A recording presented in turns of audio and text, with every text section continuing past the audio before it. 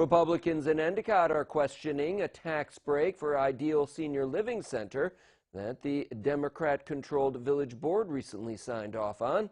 Republican Endicott mayoral candidate Linda Jackson and trustee candidate Ted Warner object to a payment in lieu of taxes or pilot agreement for the buyers of the nursing home, which is currently owned by UHS.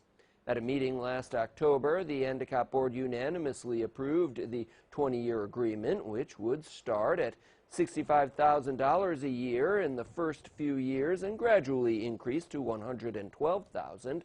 Warner says full taxes on the property would generate up to $764,000 per year, equal to 88% more than the new owner would be paying.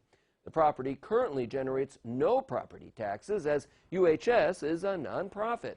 Jackson says the buyer, who owns 3 other nursing homes, will be bringing in no new jobs or construction.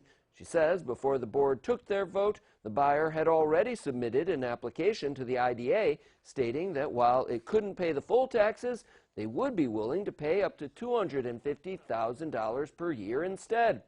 Jackson says the decision was made without a public hearing, which is unacceptable.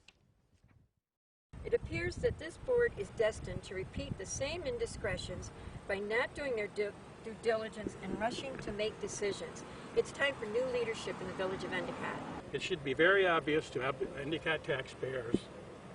A complete change in leadership is on the Endicott board is long overdue. The Broome County Industrial Development Agency still needs to vote on the deal. Jackson, who is a current Endicott trustee, was not on the board at the time of the vote as she took office at the beginning of this year. We reached out to Endicott Mayor John Bertoni for comment but did not receive a response.